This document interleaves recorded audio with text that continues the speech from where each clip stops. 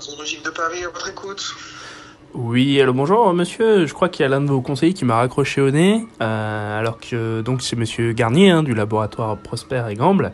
Donc je vous appelais justement concernant les nouvelles mesures gouvernementales. Attendez, je vous coupe là, c'est pas par rapport tout de suite à ce que, parce que mon collègue m'a raconté une ineptie là sur les histoires du port du masque pour les animaux là. Mais qu'est-ce que c'est que votre truc là? Ah, faut se plaindre à monsieur Macron, faut se plaindre au gouvernement, là c'est quand même des mesures gouvernementales, c'est quelque chose de très sérieux.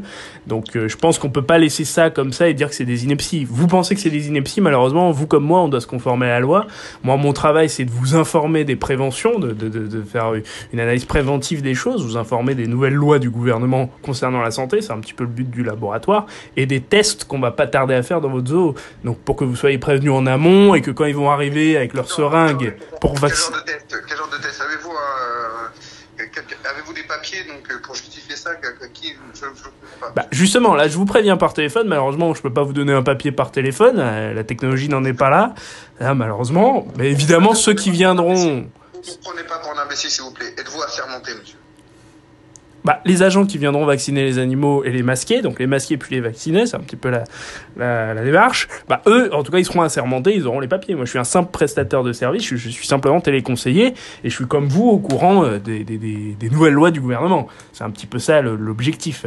Donc, est-ce que vous êtes au courant? Parce que tout à l'heure, votre collègue avait l'air de rigoler, qu'on dise que le virus peut se transmettre de l'animal à l'homme. Alors, c'est en rigolant comme ça que des gens ont attrapé le sida, dans l'histoire de l'humanité. C'est quand même incroyable. Moi, ce que je dis, c'est méfiez-vous aussi des petits animaux. Il n'y a pas que ça. Regardez, la semaine dernière, une dame de 71 ans a contracté le virus après être passée devant un suricate. On en parle partout, je pense que vous êtes au courant quand même de ça, vous travaillez dans un zoo quand même. Arrêtez, je regarde le journal tous les jours, je pense que j'aurais été au courant, monsieur, je pense que... je me trompe peut-être, mais il me semblerait qu'il s'agirait d'une vulgaire blague. Non, moi je blague pas. On n'est pas là pour blaguer, on est des gens sérieux, on a un travail à effectuer. Vous êtes les premiers, figurez-vous, vous êtes le premier établissement à penser que c'est une blague. C'est pour ça que nous, ça nous retarde dans notre travail. Et voilà, on peut pas continuer comme ça. Donc d'ailleurs, la nouvelle norme européenne sur les lits de réanimation pour colibris, je pense qu'à ce niveau-là, vous êtes aux normes, bien sûr. Parce que là quand même, j'appelle l'établissement de l'établissement... Écoutez. J'ai entendu pas mal d'inepties dans ma vie, mais alors celle-là, des lits de réanimation pour colibris. Vous moquez de qui, monsieur? Vous pensez qu'on connaît pas notre travail, peut-être? On sait pas ce qu'on fait? Non, là, par contre, on n'est pas là pour... Je pense que vous... Est-ce que c'est sérieux? Est-ce que je suis bien avec le responsable, là? Oui, non, mais Monsieur Thibori, le responsable, c'est bien vous? Parce que là, ça me choque un petit peu, là. Ça me choque un peu. Vous êtes pas au courant des lits de réanimation pour colibris? Non, moi ça me choque. Non, parce que vous avez pas l'air très au courant, sans vous manquer de respect évidemment, mais vous avez pas l'air au courant des actualités. Ouais, c'est ça que je comprends pas. Oui, puis c'est quoi? Et puis oui, donc les réanimations, non? Et puis il faut faire les tests PCR aussi pour quoi? Pour les requins, peut-être, non? C'est ça aussi? Pour les Oui, non, ça sera la semaine d'après. Pour les requins, tout ce qui est dans le monde aquatique, ça sera un petit peu plus tard. Oui. Écoutez, c'est obligatoire, monsieur, ce n'est pas nous qui faisons les lois. Pour ce qui est des vaccins, on voulait arriver la semaine prochaine pour les mammifères. Les poissons, ça sera la semaine d'après. Là, on va arriver avec nos seringues. La santé d'abord, d'accord? Les vers de terre aussi, peut-être, non? Aussi, pendant qu'on y est, hein. Non, mais on va pas précipiter les choses. On n'a rien reçu du gouvernement à ce sujet pour le moment. Mais libre à vous de penser que le coronavirus n'existe pas, qu'on va se soigner avec du jus de citron ou du cannabis. Voilà. Moi, j'ai jamais vu ça en 50 ans de métier. Ok, oui, c'est ça, oui, d'accord, oui. Bon, écoutez-moi, monsieur, ici, il y a des gens qui travaillent, d'accord, hein, Oui, mais là, justement, il y a quelqu'un qui travaille actuellement. Écoutez-moi, s'il vous plaît, hein. Maintenant, c'est bon, ça va aller. D'accord? Donc, vos conneries, là, j'ai pas de ça à faire. Moi, on a un zoo à faire tourner. Donc, maintenant, s'il vous plaît, je vous demanderai de raccrocher. Et puis, si vous continuez, j'appelle la police. Oh, c'est pas possible. Bon, allez, on rappelle. Une petite pour la route, une petite dernière.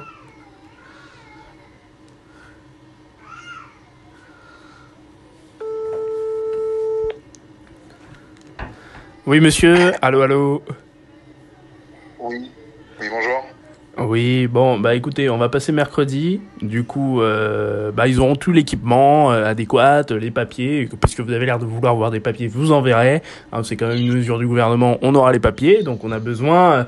Donc je marque que vous êtes habilité à nous recevoir mercredi. Hein, ça, c'est noté. Écoutez, monsieur, sachez très bien que votre numéro donc s'affiche. Donc là, tout de suite, nous allons prévenir donc les services compétents, donc les services autoritaires de police. Donc on va régler cette affaire et puis on verra bien mercredi. On verra, monsieur. Mais Ok. vous moquez de moi, Pas de Non, soucis, mais pas de soucis. je trouve que votre réaction m'étonne tellement comparé aux établissements tout à fait compétents. Le Fouquet's, on a prévenu le Fouquet's, on a appelé le Fouquet's. Ils ont trouvé que c'était quelque chose de bon pour la République, de vouloir soigner comme ça les gens.